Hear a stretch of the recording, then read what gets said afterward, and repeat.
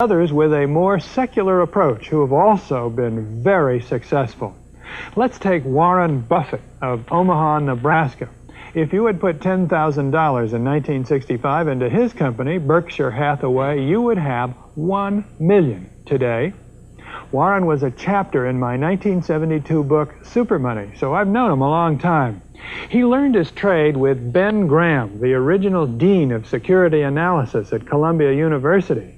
I don't think Warren has ever been on television until this interview, and he has certainly never courted publicity, but recently he got a lot of it when he emerged as the key figure in the takeover of ABC by Capital Cities. Warren will be the largest shareholder of the new company, and his own net worth is now far in excess of $500 million. But when I spoke with him last fall in his office in Omaha, he very characteristically made his investment style seem so perfectly simple. The first rule in investment is don't lose.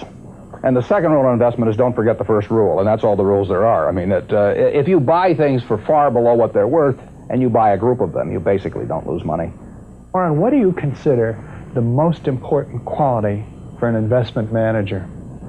It's a temperamental quality, not an intellectual quality. You don't need tons of IQ in this business. I mean, you have to have enough IQ to get from here to downtown Omaha, but you do not have to be able to play three-dimensional chess or be in the top leagues in terms of bridge playing or something of the sort. You need a stable personality. You need a temperament that neither derives great pleasure from being with the crowd or against the crowd, because this is not a business where you take polls. It's a business where you think. And Ben Graham would say that you're not right or wrong because 1,000 people agree with you. And you're not right or wrong because 1,000 people disagree with you. You're right because your facts and your reasoning are right. Warren, what do you do that's different than 90% of the money managers who are in the market? Certainly most of the professional investors focus on what the stock is likely to do in the next year or two, and they have all kinds of arcane methods of approaching that, but they do not really think of themselves as owning a piece of a business. The real test of whether you're investing from a value standpoint or not is whether you care whether the stock market is open tomorrow. If you're making a good investment in a security, it shouldn't bother you if they close down the stock market for 5 years. All the ticker tells me is the price. Yeah. And I can look at the price occasionally to see whether the price is outlandishly cheap or outlandishly high. But prices don't tell me anything about a business. Business figures themselves tell me something about a business, but the price of a stock doesn't tell me anything about a business. I would rather value a stock or a business first and not even know the price, so that I'm not influenced by the price in establishing my valuation, and then look at the price later to see whether it's way out of line with what my value is. So Buffett chose to stay in this world, Omaha, Nebraska, where corn grows just minutes from downtown. Now, Omaha is a nice town, but nobody claims it's a world financial center. Here, the only thundering herd is actually on 4 feet. Don't you find Omaha a little bit off the beaten track for the investment world? Well, believe it or not, we get mail here, and we get periodicals, and we get all the facts needed to make decisions. And unlike Wall Street, you'll notice we don't have 50 people coming up and whispering in our ear that we should be doing this or that this afternoon. You appreciate the lack of stimulation here? I like the lack of stimulation. We get facts, not stimulation here. That's terrific. How can you stay away from Wall Street? Well, if I were on Wall Street, I'd probably be a lot poorer. You get overstimulated in Wall Street, and you hear lots of things, and you may shorten your focus, and a short focus is not conducive to long profits. And here I can just focus on what businesses are worth, and I don't need to be in Washington to figure out what the Washington Post newspaper is worth, and I don't need to be in New York to figure out what some other company is worth. It's an intellectual process.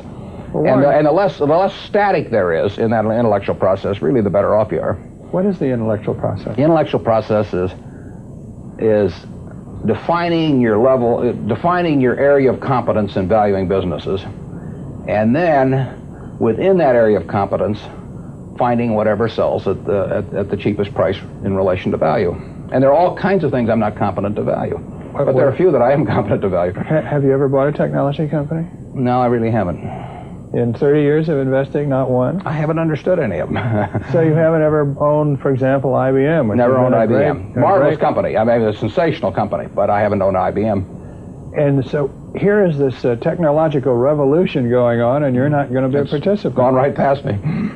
Is that all right with you? It's okay with me. I don't have to make money in every game. I mean, I don't know what cocoa beans are going to do. I don't, you know, there are all kinds of things I don't know about, and that may be too bad, but you know, why should I know all about them? I haven't worked that hard on them. In the securities business, you literally every day have thousands of the major American corporations offered to you at a price that changes daily, and you don't have to make any decisions. You have to make nothing is forced upon you. So there are no called strikes in the business. The pitcher just stands there and throws balls at you, and if you're playing real baseball and it's between the knees and the shoulders, you either swing or you get a strike called on you. If you get too many called on you, you're out. In the securities business, you sit there and they throw U.S. Steel at 25 and they throw General Motors at 68, and you don't have to swing at any of them. They may be wonderful pitches to swing at, but if you don't know enough, you don't have to swing.